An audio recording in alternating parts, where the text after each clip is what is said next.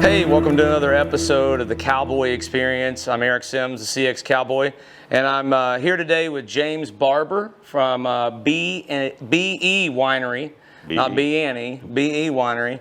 And we're still in Conroe, Texas. We've been here and visiting with people, and today we're downtown at your shop down here. So thanks for joining us on the show today. Glad to have you. It's my pleasure. I'm happy to be here. Yeah, lovely place you got here, by the way. It's really, Thank you. Really, really nice.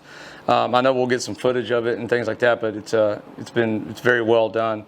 Well, on this show, I think I was sharing with you a little bit earlier about what we do on this show, and part of that is we just make our way around the wonderful Lone Star State and meet with different people who are maybe they're native Texas, maybe they just got here as fast as they could, type of situations, and they're doing something that's different or exciting, and we want to expose that to people out there and let them have a sneak peek at what they're doing in the state and how they're doing it. And with you, it's you've got this great winery business and now a new a wedding venue you just put in. We can talk about that in a little bit, but the first thing I like to do is just have you introduce yourself and tell us a little bit about where you're from, where'd you grow up, and where'd you get started? Yeah, you bet. Well, I was born here in Conroe.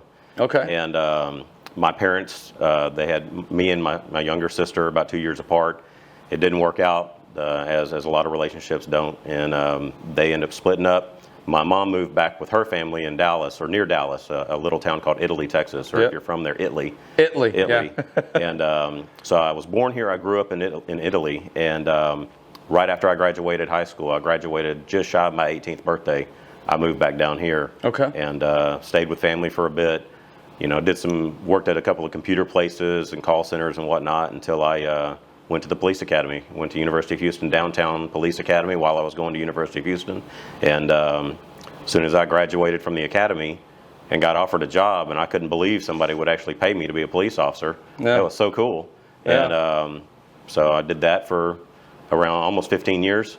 And then one night I was on a night off and I just had an epiphany. I said, I know what I can do now instead of law enforcement. I'd done 15 years almost, and it was time to not do that full time anymore. Yeah. Yeah. Well, so 15 years, and it was Montgomery County Sheriff's Department? I started off at the constable's office and then went to the Sheriff's Department. Sheriff's Department, okay. Sheriff's office. And went in there as a deputy, promoted to corporal, then sergeant, and then we had a rank of senior sergeant, and then we changed rank structure, and then it was just sergeant again. So I did a lot of time. All of my time was on the street. I didn't do a lot of guys start in the jail or in dispatch or something like that. I went straight to the street, and in fact I never had any desire to be a detective. I always liked being the guy showing up to help. There's no greater feeling in the world, in my opinion, than helping somebody who genuinely needs help. Yeah. So, well, I mean, I think a lot of guys hopefully they get into that work because they want to make a difference or help. You know? And the ones that don't, we try to get those out. Yeah. Yeah. I mean, you got to have a big heart for that, going and being in that type of work. Right. It'll eat you up and you'll eat it up if you don't. There has to be a huge amount of trust and with the public and law enforcement. And if one police officer messes up, the entire profession gets tarnished. And so we had this saying: nobody wants to get rid of bad cops more than good cops do. Yeah. So yeah. Yeah. Well, I bet. And then, so you made a change, or you said you had an epiphany. And so one is, how did that come about? And that couldn't have been an easy decision because you're in a line of work that I'm assuming you were passionate about, and been doing for a long time. And for most people, we do something for a long time. Changing gears is not easy. Like a lot of our friendships, our relationships, everything revolves around those years and those people. Sure. Can you walk us through a little bit about what was the thought process, or what was the epiphany you had, and how'd you handle it? Well, growing up in a very rural town of about 3,000 people when I was there, it kind of seemed like the only thing there was to do was sit around and get drunk. You work all day, or you get off and you get drunk at night and get drunk on the weekends. And, having grown up in that atmosphere and that environment, I didn't drink a drop of alcohol until I was 28 years old. Okay. And so when I started to explore and actually, hang out with people who could drink responsibly, and, we could have fun. We play poker, and nobody's, like my family had history of, beating each other up and shit. And I didn't want to become that. I assumed that's what it was. learned that you could actually have a good time with it. And as you're doing that process, you know, there's kind of gateway alcohols, I guess you can say. You know, you start off with maybe a sweeter wine or a sweeter drink or a mixed drink or beer, and you just kind of, and that's kind of what I was doing, was having this this journey of discovery of alcohol for the first time, and responsibly. And you have to do it responsibly when you're the police, because I mean, if you mess up one time, your career's gone. Yeah, your job's over. Yeah. So, you know, I'm an equal opportunity drinker. I do beer. If it's a hot day, nothing's great like a cold beer on a hot day. Yeah. I do bourbon. I can do mixed drinks if they're not too sweet, but I always seem to gravitate back to wine.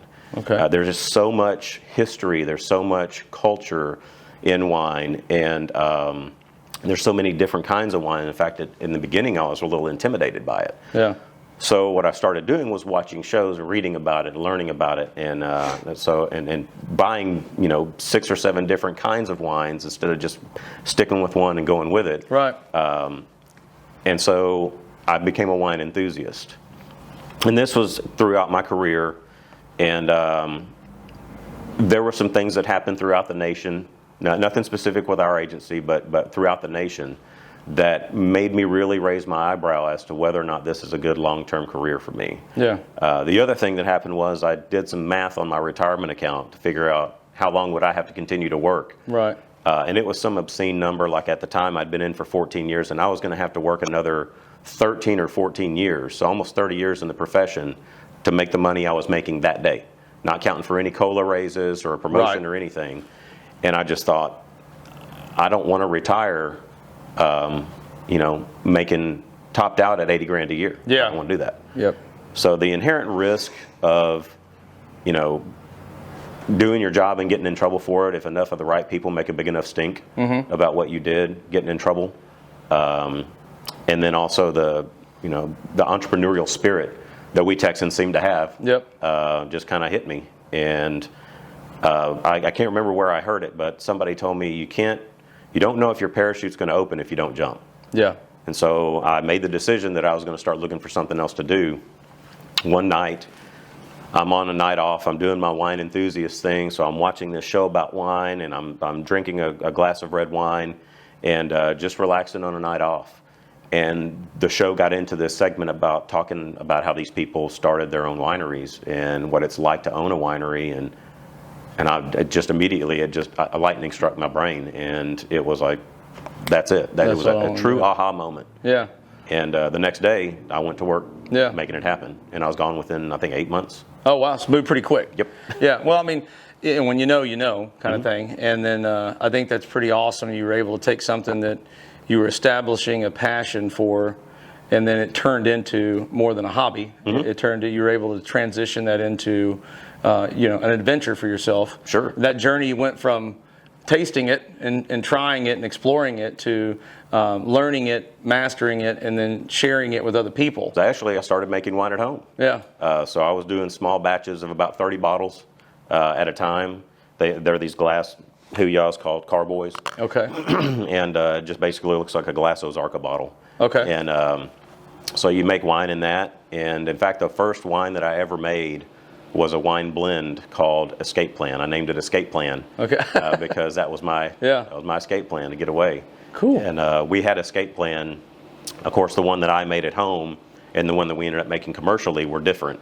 But Escape Plan was here until about a year ago. And the vineyard that we used to buy the fruit from ripped up the fruit. Wow. So it was a grape called Fur Cervidou, which is very rare. It was only on 1 acre that we could find. Okay. And they ripped it up to plant something else. So we didn't have any more of it. Wow. So when you started the company and when you started the winery and went into business, for most of us, and I talked to a lot of entrepreneurs about this, like version 1 is typically not what you end up with, right? 100%. Yeah. We get into it and we're like, oh, this, we had an idea, we thought it was going to go this way, and any good entrepreneur is going to pivot, because you learn as you go. It's funny you say that, because as soon as you mentioned that, the word pivot came to mind right before you said it. So I was like, exactly that. Yeah. You have to learn to pivot. So V1, what was it? And then what did you learn and how did you pivot? Well, the first thing that I guess I should mention is we didn't get any investor funding or anything like this. This was my retirement account. Okay. Me and 2 other guys from the sheriff's office left at the same time, And so I had 4 partners, 2 lawyers, 2 cops, and me. Okay. And I was the majority owner, and so I felt like it was my baby, my idea. I asked them to come with me and come in on the deal. I should probably do the majority of the initial funding. So I cashed out my retirement account and put my whole retirement account into the thing. Wow. So we were on a limited budget. So our original concept was we had wooden picnic tables inside our tasting room. Of course, now we don't have that. We've got nice padded tables and all that. We had wooden picnic tables, and it was very geared towards the fact that we were all either military, law enforcement, or both. And that seemed to resonate with people, and we very much appreciated the support. But I wanted to evolve it a little bit. Instead of just being a cop-owned winery, I wanted to be a serious Texas winery that just happened to be owned by police officers. Gotcha. You know, we have every military branch flag hanging up in our place. We've got a thin blue line flag hanging up in our place. Our names are Outside Counsel, Hot Pursuit. I mean, we've got a good, cool naming scheme, so we definitely haven't lost touch with our roots. Right, it's still in your culture and in your wine. But we did. It is different than when we started, though. I mean, we've got, you know, more. We got nicer tables. You know, we've got a different label than what we started with, and you know, kind of upped our game a little bit. Yeah. And what drove that? So you had the picnic tables, you had some other stuff in there, and again, you did what a lot of us do when we're starting a business on our own, bootstrapping it. Yep. Is we're going to do what we can do, you know, and then the idea being like, hey, once we get some money coming in, we can improve. Right. But in those early days of being like kind of more of identifying the company as more of that military cop brand, what were you hearing back from your customers that made you think, or were you hearing anything back that said like we need to evolve this, but what drove that? Well, it was more of a comfort situation, really. You know, sitting at a picnic table is fine for a little while, but if you want people to stay and drink for a while, they need some ass padding. Okay. I mean, you don't want somebody to sit there and get fatigued sitting at a table. In fact, when we first opened for the first 6 months, which we opened in April, we didn't even have air conditioning.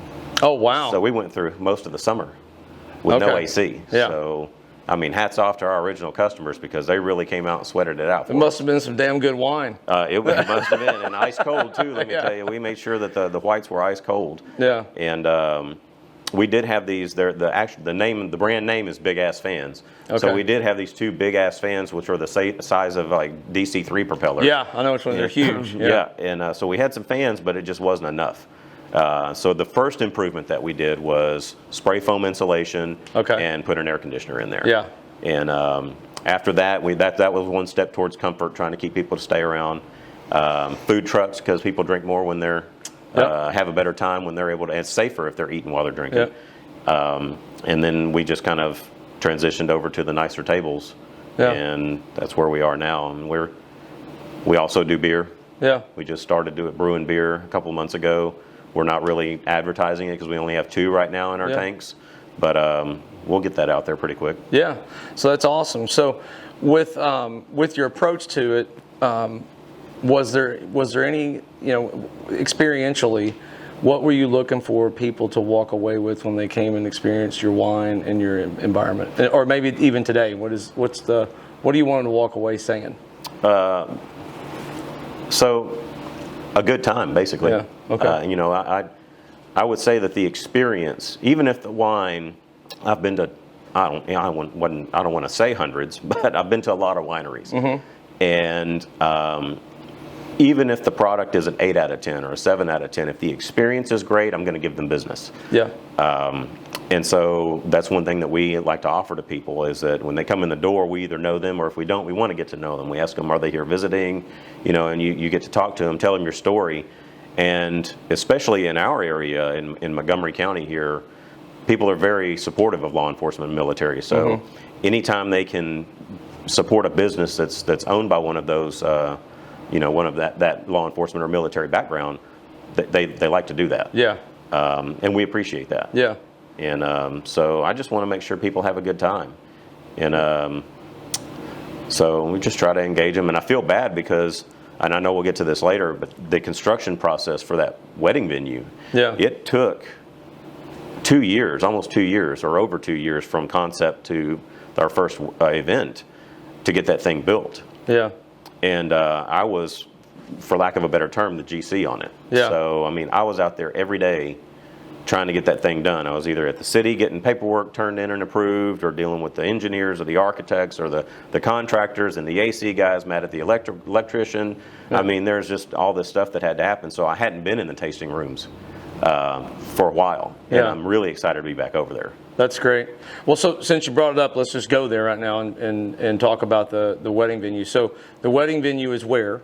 It's on the same property with the venue, or I mean, with the winery. Okay. It's a different company technically, and that's lawyers figure that stuff out. Yep. So it's a luckily you got a couple of them. We got a few. And it's called Grand Pines Reserve. Okay. And because we're on a very heavily wooded property, there's pine Yep. trees all around it. It's beautiful.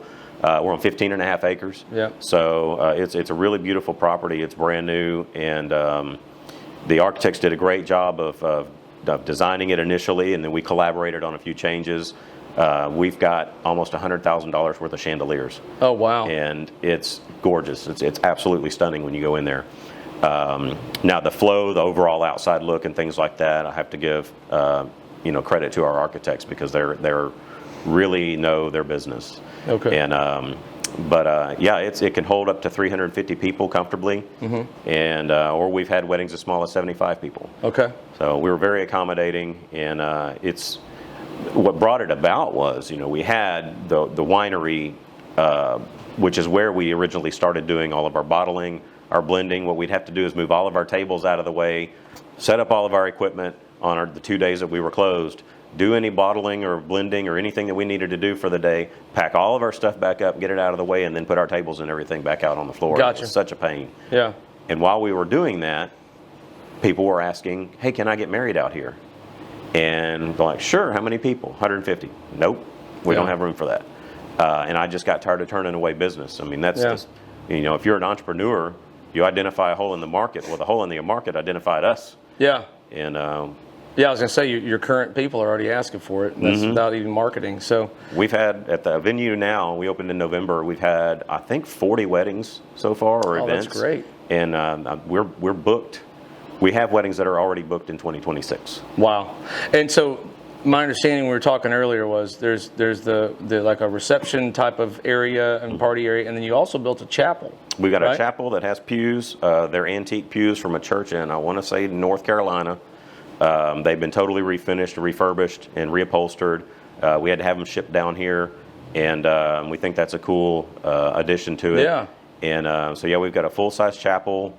And then we've got a breezeway in between where you can do cocktail hour and stuff, and then you go into it's almost 11,000 square feet. We call it Grand Hall. Okay. And it's got a separate bar, nice big reception area. Like I said, with a dance floor, I think we can sit 350 comfortably with a dance floor. And for those events, like corporate events, if they need 400 or so, we can fit it because they don't need a dance floor. Yeah. I wasn't even thinking about that. It's not just weddings. Yeah. We do corporate events and all that kind of stuff as well, and that really cool stuff. Yeah, I think for people that are watching that aren't in Texas, they may be listening to this and thinking, wait a minute, because a lot of people don't think of Texas, think of vineyards, wineries, and things like that. And being here where we are and outside of the Houston area, you've got these, like you mentioned, the pine trees. It's a really beautiful part of the state. Sure. I think a lot of people think of Texas, they think of like West Texas, dust bunnies and tumbleweeds, right? And then you get out here in East Texas and towards East Texas, South Texas, it's totally different. And we've got the hill country and all these other areas. But the wine business, and there are a ton of wineries and vineyards in Texas now producing some phenomenal wine, just like yours. So that's fantastic. So we've kind of talked about how you got in. Mm-hmm. We've talked a little bit about what you've been doing, and which is a lot. You just opened that piece for the wedding venue. Mm-hmm. What's next? Like, what's the big game plan long term? What are you guys wanting to do? Well, we have a symbiotic relationship with the venue.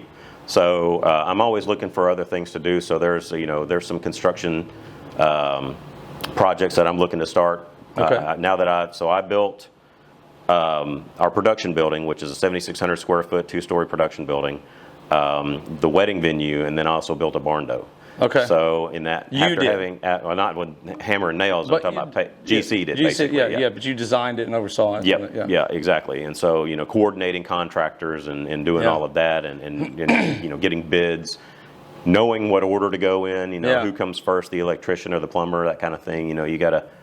That experience was very eye-opening to me. Yeah. And I thought, we'll just build this, and these guys know what to do. You just go and tell them. You can't do that. You have to be there. And so having done that and seeing what, the potential profit could be and what the opportunity is with interest rates being so high right now, people are looking to rent because they don't want to finance it 7%, 8%, or sometimes higher depending on what their credit profile looks like. So we're looking. I think we're going to end up doing like a few small rentals, like duplexes or quads or something like that. Okay. And do those, but medium long term for the winery.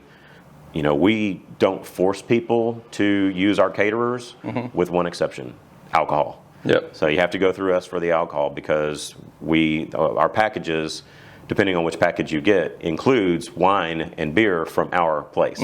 So we want people to be, and people really enjoy being able to say, I got married at a winery. That was so cool. And, they get, bottles of wine. They usually buy a case or two, and then they'll have some left over, so they get some mementos and whatnot. So it's a symbiotic relationship that we have with that venue, and it's beneficial to us. So we're just going to keep going like we're going over there. Yeah, that's awesome. I mean, it's booked up so far. So are there any new, with the blends or let's talk about the wine a little bit, because we've talked about the venues and the stores and that kind of thing, but I don't want to leave the actual product out of the conversation. Right. Wine's important. Yeah. So can you share a little bit about what wines you guys are offering now, and then maybe we can talk a little bit too about, I know you guys do several different versions. It's some stuff I think you said you purchased directly from some other people. Some stuff you do your own blending. Some you do your own creation. So we're across the spectrum. So what we do is we do everything from making it in-house 100% ourselves from either grapes or juice,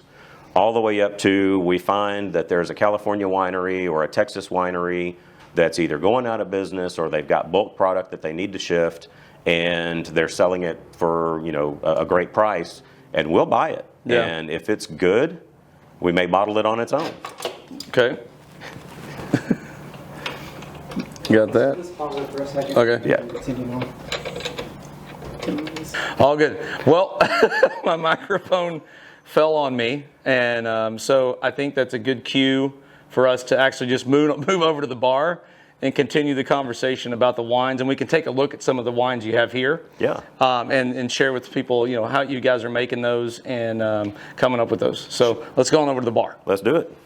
All right, so now we've moved over to the bar Yeah. after my microphone tried to take me out of commission. It did. And so we've got a great selection of your wines here. And the first thing that jumps off to me is just that the naming conventions that you mentioned earlier. Yeah. You've got some creative stuff with that. Maybe talk to us a little bit about the naming conventions and what those wines are. Sure, yeah. When we, like I said, we have a lot of, all of our blends, or most of our blends, have some kind of a law enforcement situation. So stakeout, outside counsel. This one is a very unique wine. I'll talk about that in a second. Hot Pursuit, of course, that's our newest one. And we've had some others throughout the year. We've had one called The Judge, and we've had one called Conviction. We've had one called Acquittal. Okay. Things like that. But outside counsel is pretty interesting. So a lot of times, if you have a case and you need some input from another attorney, another firm, maybe you don't have enough staff or you don't have the time, you'll seek some outside counsel for either an interesting perspective, a little more ideas on your case. And that's what we did. So we said, we want to do a blending party with our wine club members. Yeah. So what we did was we had I think we had about 50 or 60 people there, and there were teams, and they submitted, I can't remember, maybe 16 entries.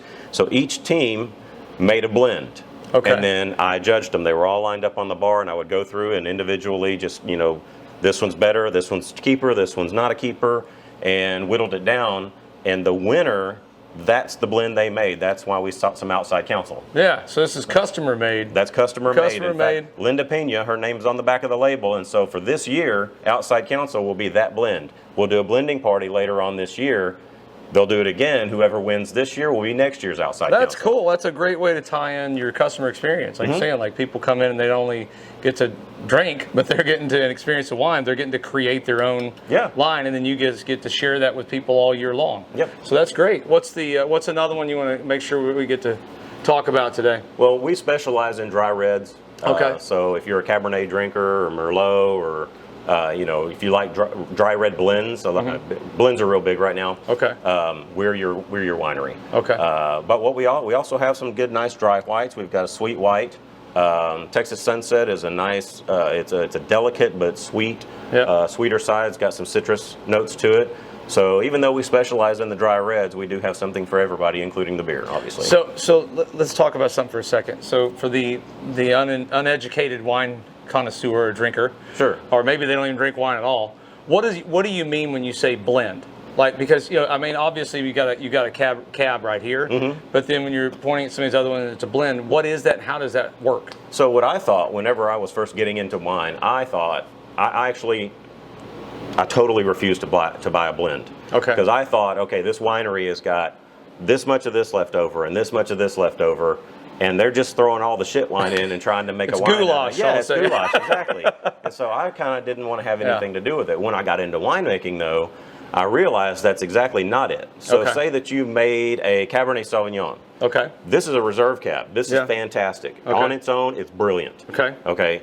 Let's say that it's just a little bit, came out a little light for a Cabernet. Yep. So I might decide to go and take some Petit Syrah, some Tannat, or some Petit Verdot, something that's got a little more heft, and make a blend out of it. Okay. So once you start blending it beyond a certain percentage, and that percentage varies by state, you can't call it this anymore. You can't call it Cabernet Sauvignon. It has to be a blend. Okay. So gotcha. It becomes its own new wine. So you're basically blending to flavor. Okay. And these are the most. A blend is the most accurate reflection of the winemaker's palate. Gotcha. Because this right here, it came out great. It's wonderful. Same thing with our Petit Verdot, our Old Vine Zen. They're great wines. Okay. And they came like that. These we blended. And so that's what I wanted those wines to taste like. Gotcha. And I see one that's obviously different. The anniversary blend. Talk to me a little bit. What's that? Well, once we got to our 5-year anniversary, I wanted to create a really special blend. So I think I'm pretty sure it's a Tannat-based blend. And Tannat is a grape that grows. It originates from France, but it grows really well here in Texas, in Central Texas. And I just wanted to create a really good, blend worthy of our 5-year opening anniversary. And so that one's special. And we only have a few of those left. I think we've got maybe a case of those left. And where we are right now is in our downtown lounge location. So we do showcase and feature our BE wines down here, but we also have, about 50 other wines. Yeah, you serve other wines in case somebody wants something else, which is great. Or something they recognize. Yeah, and then you got your beer down here you mentioned. We've got our beer down here, and we do wine-based cocktails as well. So we've got wine-based margaritas and cosmopolitans, things like that. So the blending practice, is that, how long does that take? Is it like a long process? I know from a tasting standpoint, it would probably take some time, but when you're making wine, I don't know what the time frame is to make a Cabernet. Sure. Right? But is this a long process or is it a quick process? It's pretty quick. I mean, it's an afternoon. Oh, okay. So it's not like, so what you got. You don't have to re-barrel it or anything like that, or you got to blend it in a tank. Yeah. So there's some time. Getting the blend just right in the tank. And then you got to sample it, make sure it's come out right, make sure it's well blended. Yeah. And but the process of creating the blend, I mean, it's a really a cool process. It'll be me and maybe a couple other people, employees that are here, or maybe family or friends. Yeah. And we'll have 20 glasses on the table, and notepads, eyedroppers. We'll have cylinders that are graduated, and we'll have. We'll put some of this in here. Okay, it's 30% cab, 20% Tannat. We'll write it down. Oh, that needs some of this, and it's the worst thing is when you get something and you're like, man, that's it. Yeah. What was that? Right. And so how do we recreate it? Yeah. And I'm not in the wine business to not drink wine. Right. So when we're doing these blending events where we're coming up with a new blend, I'm not spitting it out. Right. So sometimes you're into it, and you really get, you do sometimes forget. You're like, shit, what did I put in there? Yeah. Was that Pinot or was that Tannat? Man, I can't. And so that's, you got to figure it out. Well, I mean, it sounds like a fun process at least. It doesn't suck. Yeah, I was going to say, that's good stuff. And you mentioned you do have some whites and things like that as well. We do. Yeah, so which one's your favorite white? I would have to say the Sauvignon Blanc. Okay. The Viognier is going to be similar to like a Chardonnay. Okay. Sauvignon Blanc is going to be a little lighter, crisper. Yeah. I prefer, if I'm going to do a white wine, I prefer it to be really light, crisp, acidic. And because this one you're going to want to get a little bit warmer than fridge temp, right, before you can actually appreciate all of it, because it's going to be a little more floral. It's going to be a little more, you can tell from the color actually, it's got a little more body to it. Yep. So, and then the Texas Sunset, it catches my eye obviously because of the name. So yes. what is that? It's a blend of Moscato grapes. Okay. So different Muscat and Moscato. Okay. So and those grapes typically, if you've heard somebody order a sweet wine, it's usually a Moscato. And so this one's not really, really sweet, but it's too sweet for me. Yeah. I'm not a big sweet wine drinker. Okay. Well, great. So we've taken a look at your wines and what you guys do, and how do people find you, get in touch with you, and things like that? Obviously, I know where you are because we just came down here, but maybe share a little bit about where they can find the tasting room and the venue. Yeah. So Google is always a great way to get a hold of us. So like I said, we've got 2 locations. If you search BE Winery, they'll both come up. Okay. And our website, bewinery.com, has our addresses, our locations, some ways to get a hold of us, and then Facebook, Instagram, all of that. We do all of that. So we've got a great team that handles our social media and all of our marketing. So if you reach out to us, we're going to be in touch with you. Good deal. Yeah. Well, if you're ever in the Conroe area, or Houston area even in general, just come on over here to the downtown Conroe and check out the tasting room. If you're looking for a wedding venue, call now, because it seems like you're going to have to plan ahead quite a bit. But they've got a great venue set up over there. And James, thank you for being on the show. Appreciate having you. And love your spot, love the wine. I'm going to pick up some for myself and my wife. And if you like the episode, I always have to say this: just make sure you subscribe, like, and share. We'd love to get your comments and your feedbacks and thoughts on this episode. Hey, before we head out, James, as I said, thanks for having us. And I don't give these to everybody, but when we find people who are really exhibiting and showing that kind of Texas mentality and that Texas entrepreneurship, and your story of making that transition from being a sheriff and doing things your way, and taking, I mean, even to the point like you're learning construction and stuff, like, to build this stuff, like that exhibits the cowboy kind of mentality. So we have a few of these special belt buckles that we have made that are what we call is the 5-star ranch. 5-star ranch is somebody that's running a 5-star service, right? So you're a member of the 5-star ranch and a CX Cowboy for champion for 2024, and that's the belt buckle there. Man, that's awesome. Yeah. So and being that you're from Texas, I'm assuming you have the opportunity to wear a belt buckle and boots every once in a while. I do. Yeah. So we wanted you to have that and wear it proudly. Well, I do appreciate that. Yeah. Thank you so much for this. No problem. This means a great deal, man. Yeah, Thank you for no that. problem. But thanks for watching, and we'll see you on the next episode of the Cowboy Experience.